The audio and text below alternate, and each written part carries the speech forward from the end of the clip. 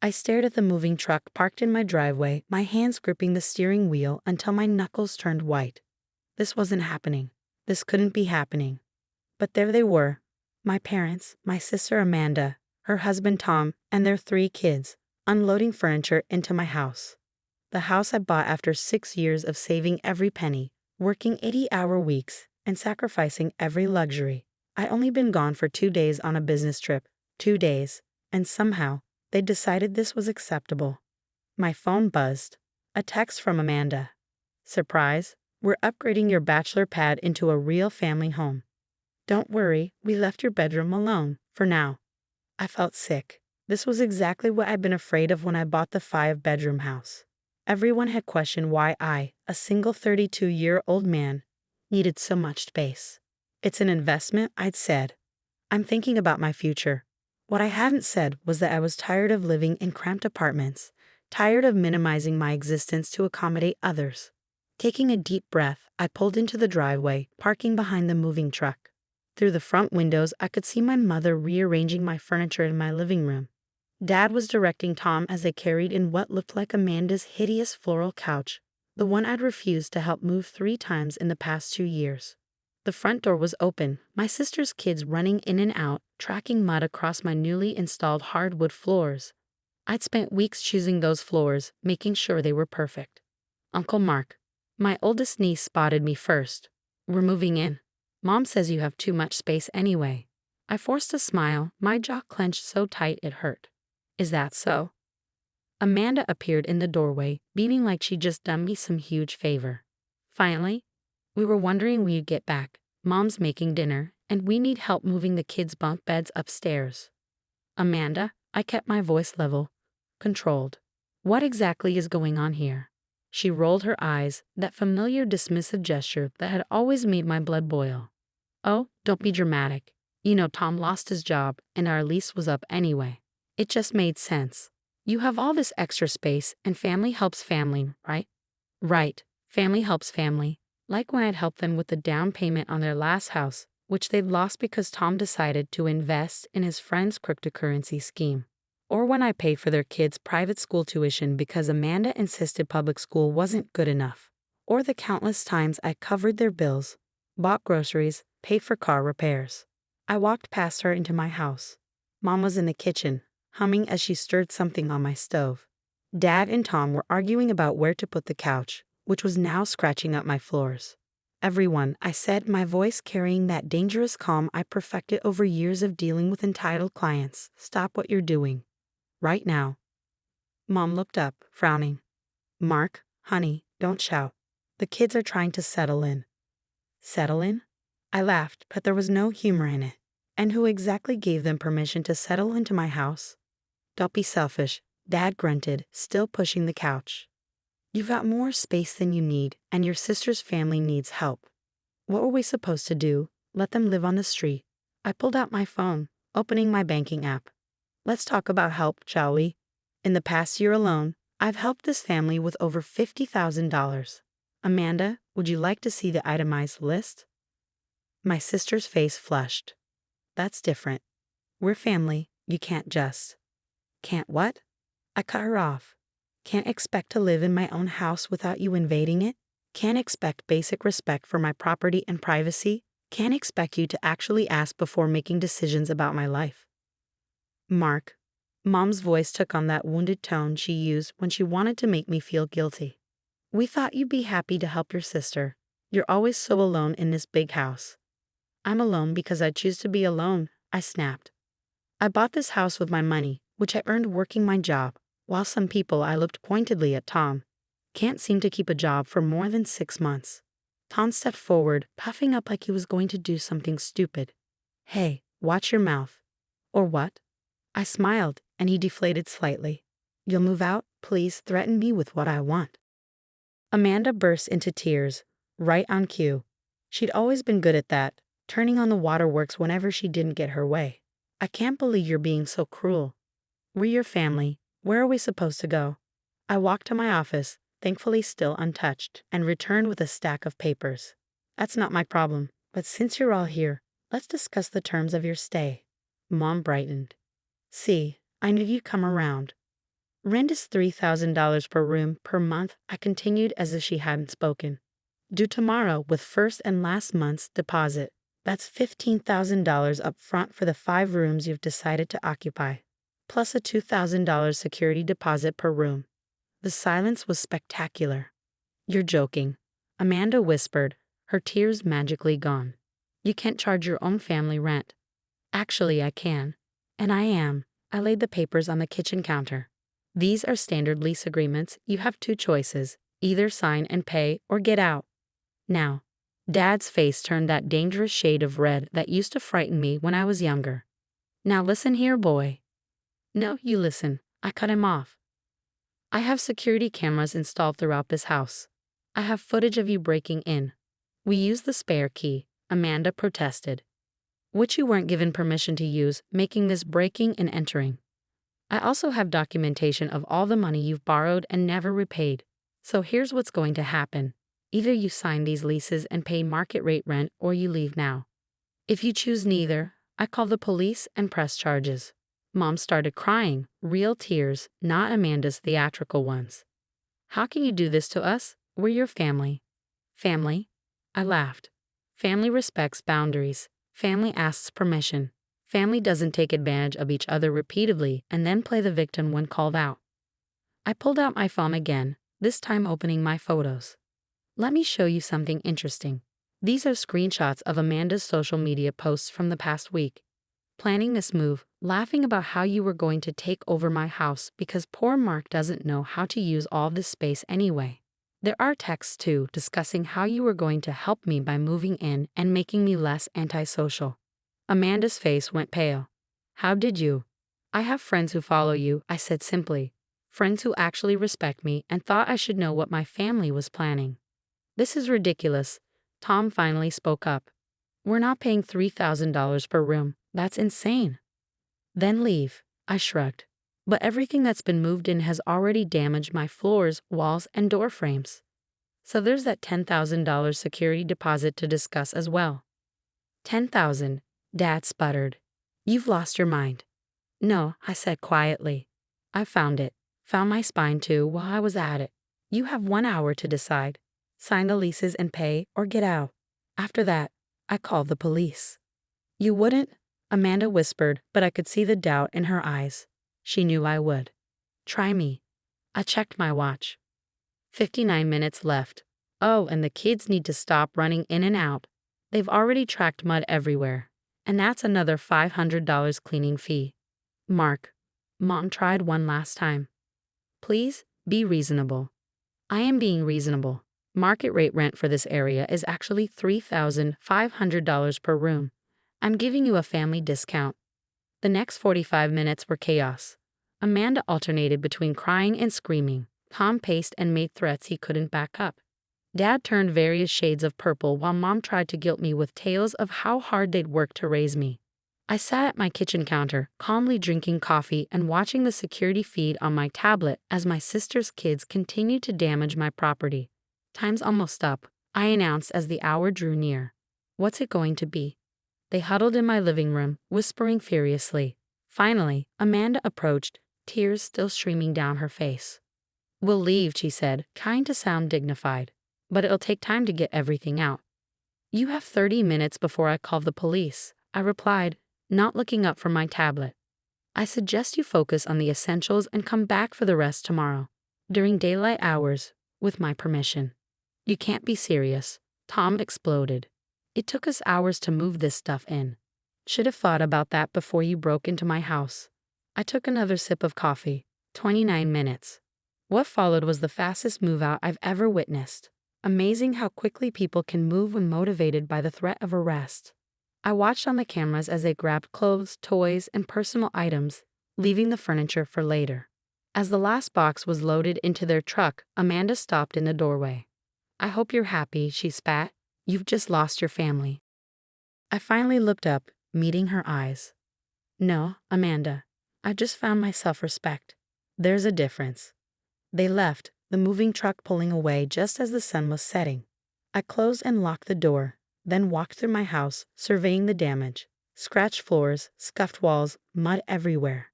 It would cost thousands to repair, but it was worth it. My phone started buzzing, messages from extended family flying in from all directions. Amanda had already posted her version of events, painting herself as the victim of her cruel, heartless brother. I didn't bother reading them all. Instead, I opened my laptop and began drafting a public post of my own, complete with security footage, screenshots of their planning, and a detailed list of every penny they'd borrowed and never repaid. Let them try to spin this. And that, I muttered to myself, is just the beginning. The aftermath was exactly what I expected, a nuclear explosion of family drama. By morning, my post had gone viral within our extended family circles, spawning hundreds of comments and triggering a wave of private messages that ranged from venomous accusations to reluctant admissions of similar experiences with Amanda and her entitlement. Aunt Sarah, who'd always spoiled Amanda rotten, called me in tears. "But she's your sister. How could you embarrass her like this?" The same way she embarrassed herself by breaking into my house, I replied before hanging up. The real surprise came from my younger cousin Michael, who sent me a private message. About time someone stood up to them. Amanda pulled the same stunt with me last year, tried to move her kids into my apartment when Tom lost his last job. Told everyone I was selfish for saying no. I was making breakfast when my doorbell rang. Through the security camera, I saw Mom standing there alone, clutching her purse like a shield. For a moment, I considered ignoring her, but something in her posture made me pause. She looked defeated. I opened the door but blocked the entrance. "Yes. Can we talk?" Her voice was small, nothing like the commanding tone she used yesterday. "Just us. No Amanda. No Dad. Just, please." I studied her for a long moment, then stepped aside. "You have 15 minutes. She walked in, stopping short when she saw the state of the living room. Everything was exactly as they'd left it. Furniture askew, mud tracks dried on the floors, scratches and scuffs everywhere. I hadn't cleaned anything yet. I wanted them to see the damage when they came back for their things. "Oh, Mark," she whispered, "I'm so sorry about the mess." I should have stopped them." "Yes, you should have." I leaned against the wall, arms crossed. "But you didn't. You never do." She sank onto the edge of my leather armchair, one of the few pieces of my furniture still in its proper place. "I know. I read your posts. All of it. The screenshots, the planning. I had no idea Amanda had been so calculated about it."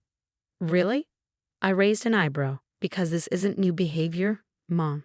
She's been doing this her entire life.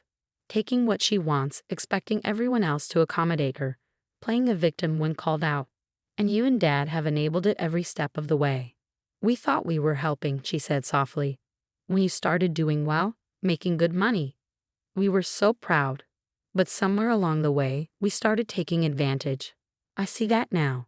I laughed, but there was no humor in it. "Do you?" "Because yesterday you were perfectly fine with her breaking into my house. You were cooking dinner in my kitchen like you owned the place." "I know." She twisted her hands in her lap. "After you posted everything, I couldn't sleep. I kept thinking about all the times we've asked you for money, all the times Amanda came to you for help. I found her old bank statements this morning. This caught my attention. And she's been lying about being broke." Mom's voice cracked. "She and Tom, they have money. Quite a bit, actually. But they spend it all on themselves. Expensive clothes, dining out, vacations. Then they come crying to you about not being able to pay their bills." I wasn't surprised, but hearing it confirmed still stung. "And you're just realizing this now?" I should have seen it sooner. She looked up, her eyes wet. "You were always the responsible one. Even as a kid, you worked hard, saved your money, helped around the house. Amanda, we spoiled her, made excuses for her. And now she's a 30-year-old woman who thinks she can take whatever she wants without consequences." I finished. "And you're all surprised when someone finally says no." Mom stood up, walking to the window. "Your father is furious about your post. Says you've humiliated the family. Amanda's threatening to cut you off completely." Cut me off. I actually laughed this time. From what? The privilege of paying their bills? The joy of being their personal bank? Please let them cut me off. "Mark," she turned to face me. "I know we don't deserve it, but is there any way to fix this?" I studied her for a long moment. "That depends. Are you actually sorry for what you did, or just sorry you got caught and called out?" "Both. she admitted quietly. I'm sorry we invaded your home. I'm sorry we've taken advantage of your success. And I'm sorry I didn't stop it sooner. I walked to my office and returned with a file. Here's every check I've written to help this family in the past 5 years.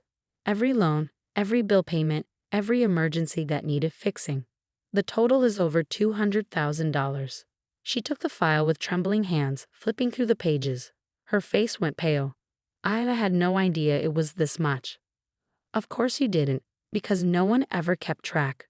No one ever said thank you. It was just expected that I would help because family helps family.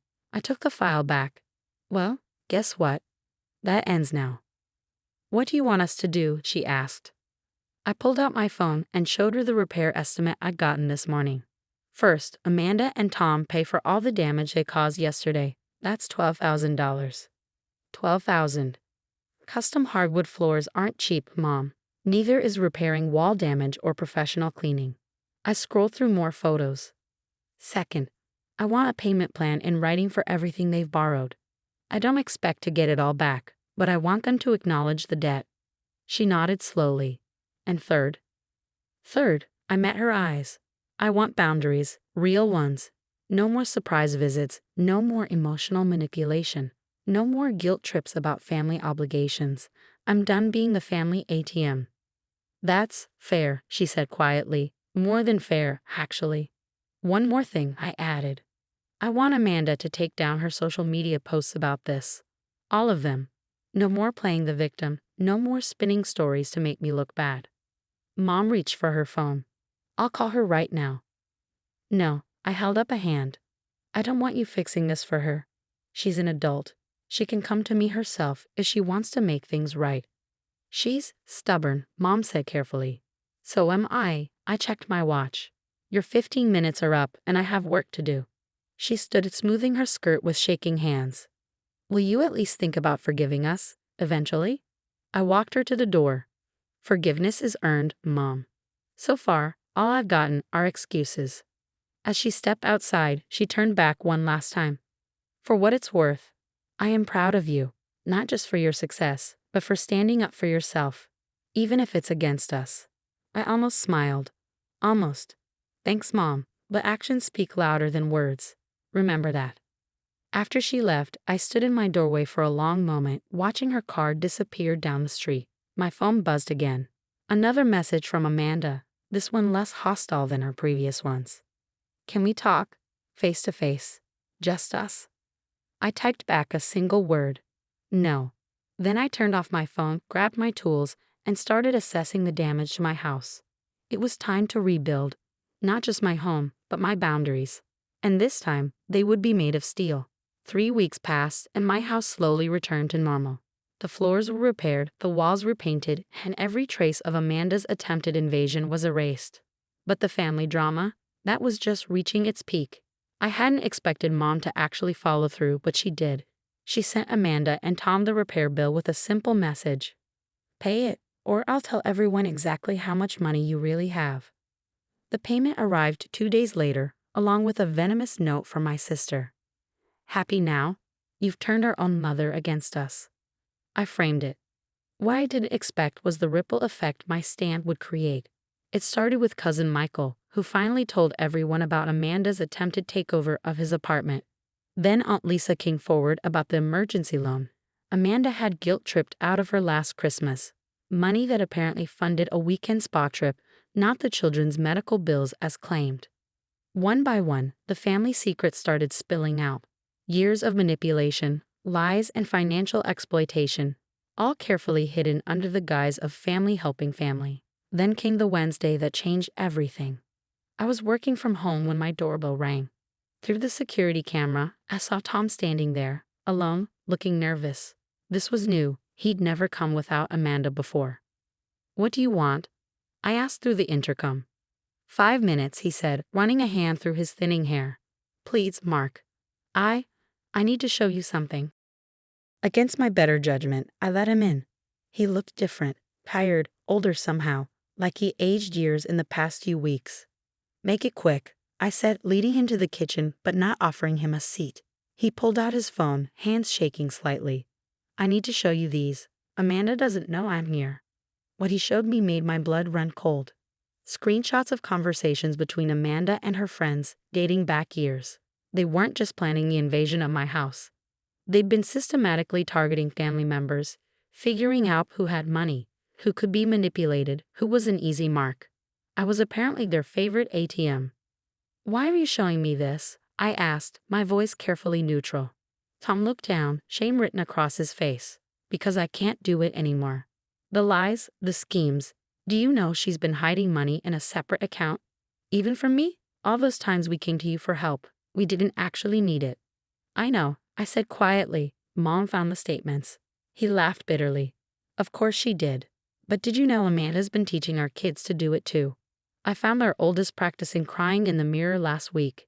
She said, 'Mom says if we cry right, Uncle Mark will buy us anything.'" That hit me like a physical blow.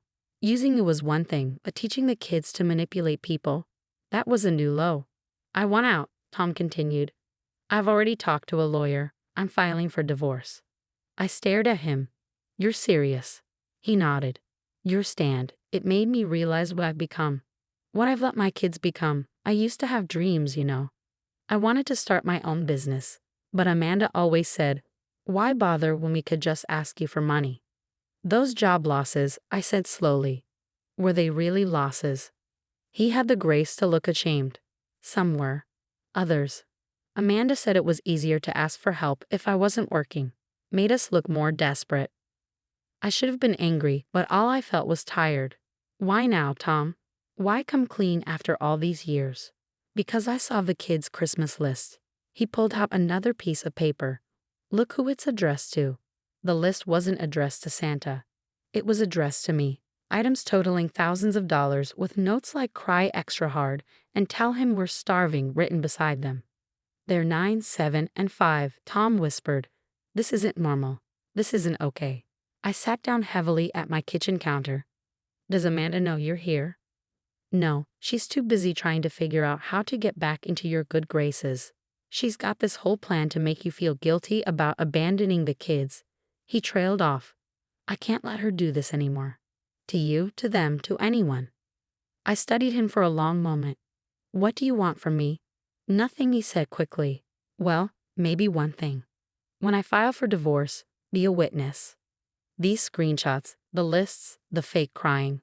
I want custody of my kids. I want to raise them right."